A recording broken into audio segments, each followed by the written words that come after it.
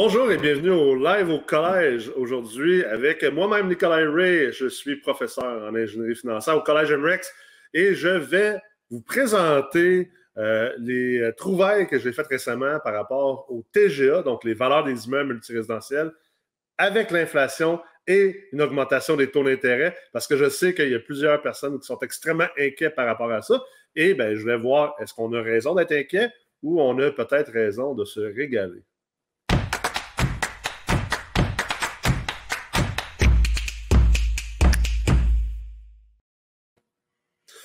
Donc, bienvenue au collège. Comme je disais, on attaque un sujet extrêmement... En tout cas, moi, je trouve que c'est un sujet vraiment intéressant. Puis, je vous invite bien sûr à réagir dans le chat si ça vous tente. Essentiellement, c'est très rare que je présente un PowerPoint, mais je suis en train d'écrire essentiellement un article sur l'effet de l'inflation et des taux d'intérêt sur les valeurs des immeubles multirésidentiels. Puis, on sait que présentement, l'inflation, l'augmentation des taux d'intérêt, ce sont vraiment deux sujets de l'heure. Ce sont des sujets qui semblent sortir une certaine émoi puis une certaine passion chez les gens et même beaucoup de crainte, beaucoup de peur.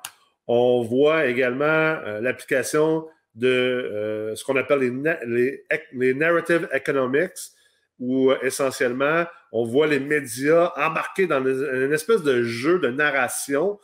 On se demande qui est derrière ça. Est-ce que c'est juste les médias qui sont très sensationnalistes? Est-ce qu'il y a différentes organisations qui veulent qu'un certain narratif soit poussé? Bref, tout ça peut être extrêmement déstabilisant pour l'investisseur immobilier. Que vous soyez à vos premiers investissements, que vous détenez déjà 100, 200, 400, 500 logements, je comprends que ça peut être un peu déconcertant ce qui se passe présentement parce qu'on est dans un monde d'incertitude et de volatilité, certainement depuis environ 18 mois. Et on n'a pas l'air de s'en sortir pour l'instant. Comme je vais reprendre les paroles des banquiers centraux, autant du Canada que du côté des États-Unis, de la Fed, l'inflation est transitoire. Ben, est-ce qu'en ce moment, l'incertitude elle est transitoire? On ne dirait pas vraiment.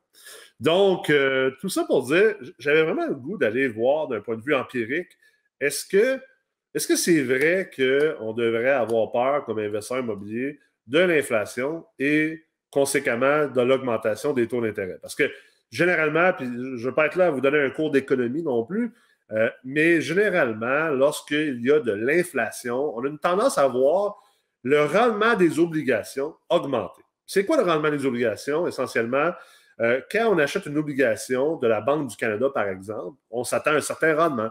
Et ces rendements-là, depuis quelque temps, sont extrêmement bas. Une autre chose qu'on doit comprendre, c'est que lorsqu'on achète des blocs appartements ou des plex ou d'autres types de propriétés en immobilier, essentiellement, il y a deux types de prêts qu'on peut aller chercher, deux types d'hypothèques. Parce qu'on fait de l'immobilier, on utilise du levier. C'est très rare des gens qui achètent tout cash. Ça existe encore. Je pense que c'est extrêmement stupide d'acheter quelque chose tout cash, à moins que tu es dans une situation particulière. Tu sais, par exemple, des fois, je vais acheter des immeubles 100% cash parce que c'est un projet qui n'est pas finançable ou c'est un projet qu'on va flipper rapidement. Mais tout ça pour dire que généralement, on utilise du levier puis on met des hypothèques en place. Donc, les hypothèques en immobilier sont soit fixes ou soit variables. Et ce qui va arriver, c'est que les hypothèques vont être déterminées, le taux d'intérêt d'une hypothèque essentiellement variable va être basé sur le taux directeur, surtout au Canada. Et les taux d'intérêt des hypothèques fixes vont être basés sur le rendement des obligations. C'est pour ça que le rendement des obligations est quand même important. Et le rendement des obligations va généralement avoir un effet sur le taux directeur et vice-versa. Dépendamment de c'est quoi ton point de vue, si tu es un trader qui trade au niveau des obligations, ben c'est sûr que tu vas avoir un point de vue qui va être beaucoup plus de dire que l'œuf, c'est toujours une question d'œuf et de la poule, c'est que les taux directeurs, essentiellement, sont un peu la prophétie, les rendements des obligations sont la prophétie des taux directeurs. Si tu es davantage un économiste structurel, comme les gens qui sont à la Banque du Canada, eux, ils vont dire que les taux directeurs, c'est ce qui va un peu driver le rendement des obligations. Mais bref, l'idée ici, c'est pas d'embarquer dans ce type de discours-là. c'est plutôt de comprendre que comme investisseur immobilier, on doit un peu suivre les taux directeurs puis le rendement des obligations parce que ces deux taux-là, essentiellement, le rendement des obligations, essentiellement, c'est un taux d'intérêt, finalement, d'un point de vue finance pure. Ces deux taux-là vont affecter essentiellement le coût de nos hypothèques et également le montant de prêt qu'on peut aller chercher pour acheter une bâtisse. Parce que il y a un concept de valeur économique en immobilier multirésidentiel, essentiellement, qui dit que même si tu achètes un immeuble d'1 million et que la banque dit on va te financer à 75 %, ça ne veut pas dire nécessairement que tu vas juste avoir 250 000 de mise de fonds à mettre pour l'acquisition de cet immeuble-là. Ça se peut très bien que tu aies plus de mise de fonds à mettre si la valeur économique est plus basse que le 1 million du prix payé que tu achètes l'immeuble. Puis la valeur économique, elle est déterminée en partie, bien sûr, par le taux d'intérêt. Donc, c'est pour ça que le rendement des obligations et le taux directeur sont des choses qu'on doit quand même surveiller d'assez proche pour être capable de déterminer qu'est-ce qui va se passer avec nos investissements immobiliers. Et généralement, plus qu'il y a de l'inflation, plus que le rendement des taux, le rendement des obligations va augmenter. Donc, les taux d'intérêt vont augmenter. Et si le rendement des obligations augmente, bien, généralement, le taux directeur va augmenter. Puis là, comme je vous expliquais tantôt, là, c'est une mécanique un peu de l'œuf et de la poule. Là. On n'est pas là pour essayer de distinguer finalement c'est qui est l'œuf et c'est qui est la poule. On pourrait bien faire des blagues là-dessus, mais bon, on ne le fera pas aujourd'hui. On va rester professionnel. Mais tout ça pour dire qu'en ce moment, on est dans un monde inflationniste. On le voit, il y a de l'inflation, c'est le sujet de l'heure. Et on a vu également les taux, du moins, on a vu les rendements des obligations augmenter. Le taux directeur, pour l'instant, est resté stable.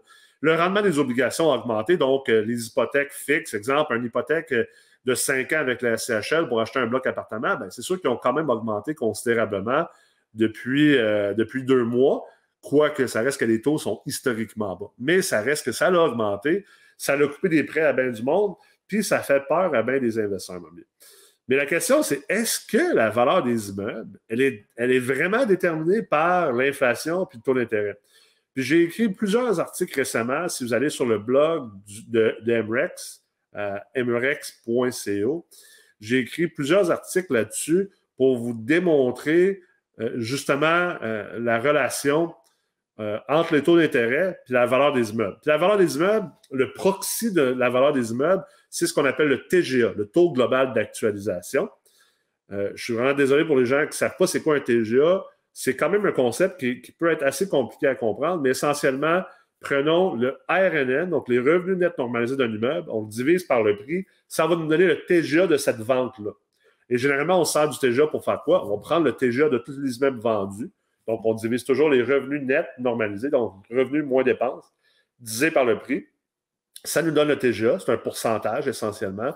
Pour vous donner une idée présentement, au Québec, les TGA sont entre 3,75 % puis peut-être 5,50 % dans des endroits un peu plus maganés. Plus que l'endroit est magané, plus que le TGA va être haut relativement aux autres endroits. Exemple, je prends l'exemple de Sorel. Les TGA sont plus élevés à Sorel qu'à Montréal parce que Montréal, c'est un marché plus compétitif, c'est un marché qui a plus de vigueur économique. Donc, les TGA sont plus bas, ça veut dire que les prix, aux mêmes quantités de revenus, les prix sont plus élevés. Donc, c'est ça le TGA. Et essentiellement, ce qu'on fait, c'est qu'on divise les revenus et dépenses, revenus moins dépenses, divisé par le prix. On sort le TGA de tous les immeubles qui se sont vendus. Puis ça nous donne les comparables, ça nous donne un indicateur. Ça nous donne le TGA, qui est le proxy de la valeur des immeubles dans un marché donné. Puis là, après ça, on est capable de faire un calcul mathématique. Si on voit un immeuble qui est à vendre présentement, puis qui a des revenus, exemple, de 100 000, on peut le multiplier, on peut le diviser par le TGA, puis ça va nous donner la valeur théoriquement de cet immeuble-là basée sur une moyenne ou sur une médiane. C'est pas parfait. C'est vraiment plus compliqué que ça. En réalité, là, je vais vous donner un cours de quasiment 1 mois juste sur les TGA puis leur utilisation dans différentes situations. Mais ça vous donne un peu l'idée pour être capable de parler de ce qu'on parle aujourd'hui. Donc, est-ce que les TGA sont vraiment affectés par l'inflation puis le taux d'intérêt? Bien, écoutez, fiez-vous pas sur ce que moi je pense puis sur mes opinions. On va aller voir les statistiques, les données. On va y aller de manière empirique, comme si on était des économistes, essentiellement. Donc, heureusement, j'ai trouvé beaucoup de data sur la plateforme CoStar. CoStar, qui est une plateforme de data très dispendieuse aux États-Unis, généralement pour les investisseurs institutionnels. Heureusement, ben, je suis issu de ce monde-là, donc j'ai accès à ces plateformes-là. Et là, on voit quelque chose de quand même intéressant. Je vous lis le titre en anglais de ce tableau-là. Previous yield inversion occurred in early 1980s when the Fed fought high inflation. Bon, on voit le mot Fed, on parle de la Réserve fédérale des États-Unis, donc la Banque centrale des États-Unis. Il y a toujours moins de data au Canada qu'aux États-Unis, mais honnêtement, pour avoir passé beaucoup de temps à analyser les transactions puis à analyser les économies au niveau de l'immobilier, c'est extrêmement semblable. Donc, on est capable d'utiliser les États-Unis comme proxy pour ce qui se passe ou ce qui va se passer ou ce qui s'est déjà passé ici au Canada. Pas tout à fait parfait, mais dans le multirésidentiel, les marchés sont quand même assez semblables.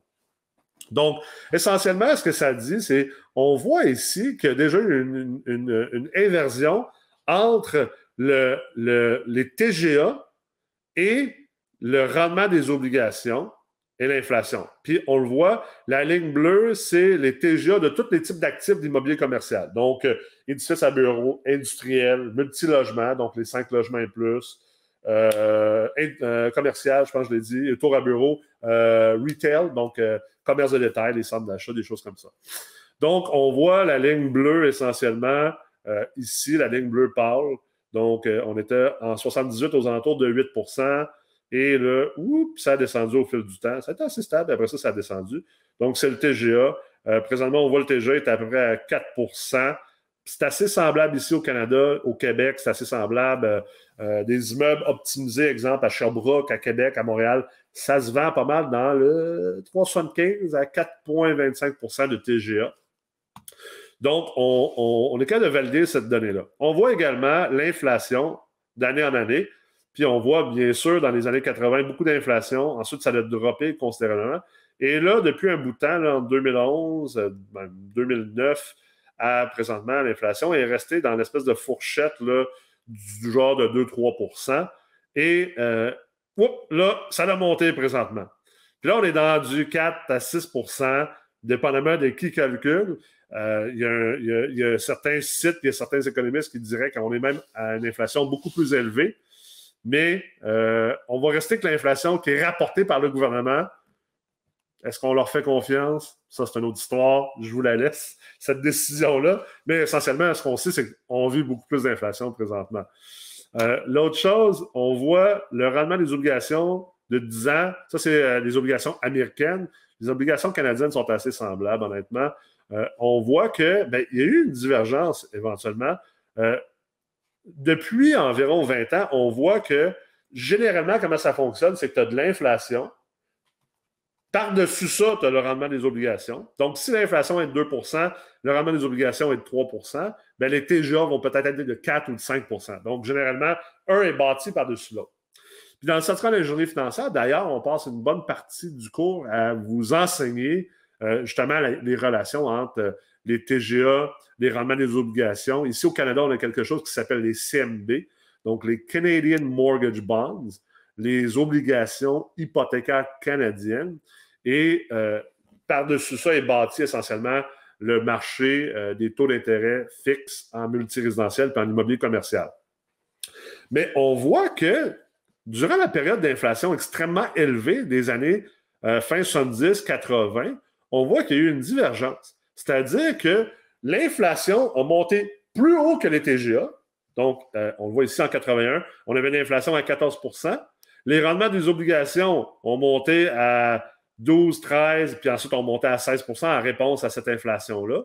Parce que rappelez-vous que généralement, les rendements vont augmenter en fonction de la réponse à l'inflation. Et on voit que les TGA sont quand même restés stables au fil du temps. Ils ont monté un petit peu, il y a eu un petit pic. Puis après ça, au final, ils sont redescendus. Puis là, on est dans une relation dans laquelle on est. Donc, on sait par ce tableau-là que c'est possible, c'est déjà arrivé, que l'inflation peut augmenter, les rendements des obligations peuvent augmenter, mais que ça ne veut pas nécessairement dire que les TGA vont augmenter. Donc, ça ne veut pas nécessairement dire que les immeubles vont perdre de la valeur. Ça se peut très bien qu'ils maintiennent leur valeur puis qu'ils continuent à se transiger à des TGA actuels. OK? Deuxième tableau, 10-year treasuries correlate to inflation much better than property type specific cap rates. Ce que ça veut dire, c'est que le rendement des obligations, autant du Canada que des États-Unis, bien sûr, on est encore dans les États-Unis ici parce qu'on a beaucoup plus de data, a une plus grande corrélation à l'inflation avec l'inflation que les TGA, les cap rates. Un TGA, c'est un cap rate en anglais. Donc, essentiellement, ce qu'on voit ici, c'est que les rendements des obligations ont une corrélation d'à peu près 66 par rapport à l'inflation. Ce que ça veut dire, c'est que le rendement des obligations suit l'inflation. Si l'inflation monte, le rendement des obligations monte. C'est ça que ça veut dire, c'est corrélé. Ils vont ensemble. Ensuite, on voit que le retail, c'est quoi? C'est le commerce de détail. Donc, l'immobilier de commerce de détail, des centres d'achat. Ensuite, on voit office, ça, c'est les édifices à bureau, le vert. Industriel et appartement, c'est le multirésidentiel, les 5 logements et plus. On voit clairement qu'il n'y a pas une énorme corrélation versus le rendement des obligations. C'est-à-dire, ce qu'on dit ici essentiellement, c'est qu'exemple, les multirésidentiels, les immeubles, les blocs appartements, les plex, ont une corrélation de 35 avec l'inflation. C'est pas mal moins. Fait que ça veut dire que essentiellement, c'est pas parce qu'il y a de l'inflation que les TGA vont augmenter. Donc, on a essentiellement une deuxième méthode empirique ici pour le démontrer. Ensuite, on finit avec ce tableau-là, puis je pense que ça vient vraiment amener le point à destination. Le tableau est intitulé « Real Estate Income has historically hedged well against inflation ». Donc, ce que ça veut dire, c'est que les revenus de l'immobilier, ce qu'on appelle le revenu net normalisé. En anglais, ils utilisent plutôt le net operating income. En français, le revenu net d'opération. Comprenez que quand on parle de revenu net normalisé, on prend les revenus, on déduit les dépenses. Mais dans les dépenses, il y a deux sortes de dépenses. Il y a des dépenses réelles, les taxes municipales, taxes scolaires, les assurances, tous les frais d'énergie, fait que ce soit Hydro-Québec, le mazout, le gaz naturel. Ça, on prend toujours ces vraies dépenses-là dans une analyse d'un immeuble. Ensuite, dépendamment de l'objectif de l'analyse de l'immeuble, si tu analyses l'immeuble pour l'acheter, donc tu veux savoir c'est quoi ton financement, puis tu veux le comparer avec les autres transactions, on va normaliser certaines postes de dépenses, comme la gestion immobilière de l'immeuble. Pourquoi? Ça se peut que vous me dites que ouais, mais moi, je vais gérer mon immeuble, je ne le ferai pas gérer par une compagnie externe. Je comprends. Mais la banque et les assureurs, eux autres, ils calculent ça en fonction de. Ils veulent comparer des pommes avec des pommes, d'un. Donc, ils ne veulent pas tomber dans une analyse où toi, tu gères tes immeubles, puis moi, je les fais gérer. Et aussi, eux autres, leur gestion de risque est basée sur le fait que si, exemple, tu tombes invalide puis qu'ils doivent reprendre la gestion de l'immeuble, ben, tu sais, c'est pas le banquier qui va aller gérer et collecter tes locataires. Donc, c'est sûr qu'ils vont engager une compagnie de gestion. Donc, la rentabilité et le prêt doit être déterminé sur cette situation-là d'un point de vue de gestion de risque. Or, on va normaliser des dépenses comme la gestion et l'administration. On va normaliser une dépense qui s'appelle la conciergerie, le taux de vacances, mauvaise créance, entre autres. Et si on est en train d'analyser l'immeuble d'un point de vue plus, j'achète l'immeuble, je veux voir combien il me reste dans mes poches, selon la manière que moi je le fais, donc peut-être que moi je le gère, peut-être que c'est moi le concierge, mais c'est ce qu'on appelle le RNO ou le RNE, le revenu net d'exploitation, le revenu net d'opération. En anglais, le Net Operating Income. Donc, essentiellement, ce qu'on voit ici sur ce tableau-là, c'est on a une ligne bleue foncée qui est Real Dollar Value in 1990 $. Donc, la valeur du dollar, au fil du temps, elle a perdu de la valeur. Ça s'appelle de l'inflation essentiellement. Un dollar aujourd'hui ne vaut pas nécessairement un dollar de 90. Et on voit également la valeur des revenus nets des différents types d'immeubles en fonction du temps versus l'inflation. Puis on voit que d'ailleurs, les appartements, le rouge, quand même continuent à augmenter, même si la valeur d'un dollar a baissé. OK? Donc, ce qui est intéressant de voir essentiellement, ce que ça nous dit, c'est que essentiellement, dans une période inflationniste, puis là, je vais fermer mon tableau. Dans une période inflationniste, essentiellement, l'investisseur multilogement, la personne qui détient un bloc appartement, il y a une protection dans ces immeubles-là contre l'inflation. C'est quoi? C'est le fait que les baux ne sont que d'une courte durée. Donc, un bail d'un an nous protège contre l'inflation. Sans d'inflation dans la prochaine année, puis qu'il y a un renouvellement de bail, on est capable de justifier une augmentation du loyer basé sur les données économiques. Là, je sais, il y en a qui vont me dire, ouais, mais le tribunal administratif du logement, le TAL, anciennement connu comme étant la régie du logement, ben, ils vont nous empêcher de trop augmenter. Je comprends tout ça, là. Opérez votre business de la manière que vous voulez faire, renseignez-vous, équipez-vous d'un avocat en droit locatif qui va vous expliquer comment faire ça de la bonne manière, humainement, mais également en protégeant vos propres droits comme propriétaire d'immeuble. Parce que si vous n'augmentez pas vos loyers pour moins suivre l'inflation, ben, peut-être que ce n'est pas vos locataires qui écopent, mais vous allez écoper, puis vos locataires vont probablement éventuellement écoper, parce que s'il vous reste moins d'argent, de profitabilité, vous allez moins investir dans l'immeuble va se détériorer au fil du temps. Donc, tu échanges 4,25 sous pour une pièce, même pire, là, tu te fais effriter par l'inflation, puis tu en restes moins même à la fin. Donc, très important à comprendre que le fait qu'on puisse constamment réajuster nos loyers à chaque année, c'est une grande protection contre l'inflation. D'autres types d'immobilier ont moins cette protection-là. Par exemple, l'immobilier commercial, c'est généralement des baux de 5 à 10 ans. Sauf que l'immobilier commercial a généralement déjà une augmentation qui est prescrite dans le bail, qui est basée sur l'inflation. Donc, généralement, le bail va s'ajuster selon l'inflation, dépendamment de comment vous avez fait votre bail commercial ou votre bail industriel. Donc, il y a une protection également à ce niveau-là. Une autre protection à laquelle que les gens ne réfléchissent pas généralement parce qu'ils n'ont pas de base en ingénierie financière puis en finance. Puis d'ailleurs, si vous n'avez jamais étudié dans le certificat d'ingénierie financière, je vous le recommande fortement. Selon moi, c'est la base minimale que vous devrez avoir pour investir dans le multirésidentiel aujourd'hui. Mais ça, c'est votre choix d'y aller à l'aveuglette ou non. Essentiellement, le type de financement que vous avez en place peut être une protection contre l'inflation. Je vous donne un exemple extrêmement concret et très d'actualité. Disons que je crois, je ne suis pas en train de dire que c'est ça que je pense, mais disons que je suis un investisseur qui pense que l'inflation va vraiment augmenter, puis que les taux d'intérêt vont vraiment augmenter, puis que les banques centrales ne vont pas continuer à imprimer de l'argent pour garder les taux d'intérêt bas. Parce que oui, la Banque centrale, dans le fond, elle peut garder le rendement des obligations basse. Elle peut garder les taux d'intérêt bas de deux manières. En gardant son taux directeur bas, puis en imprimant de l'argent, ce qu'on appelle de l'assouplissement quantitatif. D'ailleurs, j'ai écrit des articles là-dessus sur mrex.ca, où là, ils vont imprimer de l'argent. De la manière qu'ils impriment l'argent, c'est qu'essentiellement, c'est qu'ils achètent des obligations.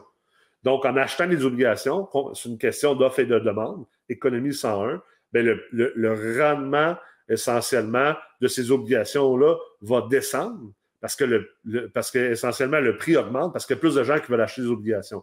Le rendement d'une obligation est inverse au prix de l'obligation. Plus que tu payes cher pour une obligation, plus que le rendement va être bas. Plus que le rendement d'une obligation est élevé, moins que tu payes cher pour l'obligation. D'accord? Même chose pour les immeubles. Plus que le TGA est bas, plus que tu payes cher pour l'immeuble, plus que le TGA est élevé, moins que tu payes cher pour l'immeuble. D'accord? Donc, si je pense qu'il va y avoir beaucoup d'inflation et que le taux d'intérêt va augmenter, bien, je décide d'aller geler mon hypothèque de 5 ans, peut-être même de 10 ans avec la CHL à, disons, un 10 ans. Je ne sais pas si on est rendu à quoi les taux, je ne les ai pas regardés aujourd'hui, mais disons que je décide de geler ça à un taux aux alentours de 2,75 %. Mais imaginez si, à partir de l'année prochaine ou dans 2 ans, les taux d'intérêt commencent à augmenter, puis qu'on se ramasse avec des taux d'intérêt, disons, de 4,75 %. Mais le fait que vous avez gelé votre taux d'intérêt à 2,75 % pour les 10 prochaines années, puis que, mettons que ça prend 2 ans pour que le taux monte à 4,75, bien vous devez comprendre qu'à partir de dans 2 ans, pendant 8 ans de temps, vous avez un actif qui a une dette qui coûte beaucoup moins cher que la dette du marché.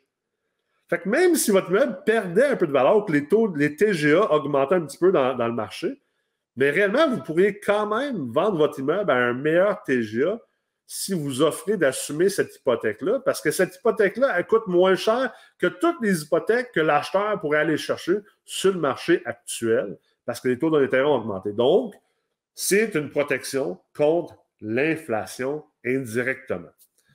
Vraiment cool l'investissement immobilier, qu'on apprend comment investir intelligemment, puis qu'on sait qu'est-ce qu'on fait, puis de quoi qu'on parle. C'est pour ça qu'au Collège MREX, d'ailleurs, c'est pour ça qu'on a fondé le Collège MREX, que j'ai fondé le Collège MREX, parce que pour moi, c'est important de démocratiser l'accès à la connaissance puis aux data, parce que c'est ça qui vous permet, comme investisseur de tous les jours, comme investisseur commun, vous n'êtes pas des gestionnaires de fonds de pension, vous n'êtes pas des REIT, mais vous méritez autant que ces gens-là d'être capables de faire des belles acquisitions, puis de vous enrichir, puis d'avoir des entreprises qui sont rentables pour améliorer votre qualité de vie puis atteindre tous vos objectifs que vous devez ou que vous mettez. Donc, c'est pour ça qu'on est là pour vous éduquer puis vous donner une connaissance, puis surtout une capacité de réflexion qui va vous aider à prendre des meilleures décisions d'un point de vue stratégique puis à mieux opérer vos business. Parce que oui, un bloc appartement, c'est une business, c'est une PME. Donc, c'est important que vous, comme dirigeant de cette PME-là, vous savez ce que vous faites. Y aller à l'aveuglette puis apprendre sur le tas, là. On n'est pas en 1988. Là. Il n'y a aucune raison de faire ça avec la quantité de contenu gratuit qu'on vous donne, par exemple, ici. Et ensuite, avec la qualité des enseignements qu'on vous offre au Collège MREX, vous n'avez aucune raison de ne pas réussir, même dans un marché inflationniste. J'espère que vous avez apprécié le live d'aujourd'hui. J'espère que cette information-là, ce contenu-là va vous servir au niveau de votre réflexion, puis aussi au niveau de juste comme vous calmer, puis de regarder le marché peut-être avec un œil un peu plus sophistiqué, puis un peu plus calme, puis de ne pas tomber dans la tempête dans laquelle on peut tomber lorsqu'on lit des articles, lorsqu'on parle à d'autres investisseurs qui ne sont pas du tout éduqués puis qui ne savent pas de quoi ils parlent. Alors voilà. Si ce n'est pas déjà fait, allez vous inscrire au e-campus sur le Collège MREX. Il y a un paquet de cours sur demande, donc des cours qui sont déjà enregistrés, qui sont d'actualité, qui sont faciles à suivre si vous êtes à vos débuts. Si vous êtes prêt à vraiment foncer en immobilier ou si vous êtes prêt à être vraiment le meilleur investisseur immobilier que vous pouvez, puis que vous ne voulez pas manquer votre shot, je vous suggère fortement de considérer le certificat d'ingénierie financière qui débute d'ailleurs au mois de janvier. Et si vous avez des ambitions encore plus grandes, il y a toujours la Meurthe Multilogement, qui est un programme accélérateur de 6 mois qui vous permet d'être avec 29 autres investisseurs immobiliers qui désirent investir en immobilier comme des entrepreneurs, qui décident de structurer leurs investissements immobiliers comme étant une business, comme étant une société immobilière, avec comme objectif de se propulser 5 ans en avant en seulement 5 à 6 mois. Merci beaucoup d'avoir été là aujourd'hui pour le live au collège et je vous dis à la semaine prochaine.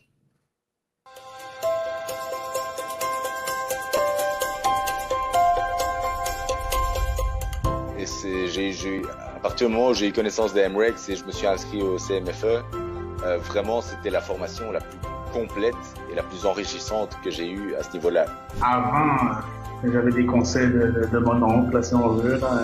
Je dis qu'après, maintenant, on décortique là, de A à Z là, le fonctionnement de la banque et tout ça. Puis, c'est ça que moi j'avais besoin. J'avais besoin de comprendre ce qui se passait en arrière-plan. C'est que les autres, je repartais sans ayant réponse à toutes mes questions. Même parfois, moi, oralement, je posais des questions que j'avais l'impression que le formateur savait pas trop, il déviait un petit peu la question, il savait pas trop me répondre. Et là, non seulement j'ai eu toutes les réponses à mes questions, et en plus, en fait, on m'a dit on m'a fait comprendre, tu ne te poses pas les bonnes questions. Donc c'est d'autres questions qu'il faut se poser et ça m'a ouvert un peu l'esprit à ce niveau-là aussi. Pour moi, ça a vraiment valu la peine. Je pense que ça vaut la peine pour tout le monde de payer 3, 4, 5 000 pour pas te péter la gueule puis de perdre 3, 4, 5, 10 000. Non seulement j'ai atteint ces objectifs de savoir de quoi on parlait, donc j'ai eu toute la théorie, mais en plus de ça, j'ai eu ce qui est bien avec le CMFE, c'est que tu as l'expérience de tous les autres participants, donc tous les formateurs, des avocats, Tommy Archambault, etc. C'est incroyable, c'est juste malade, quoi.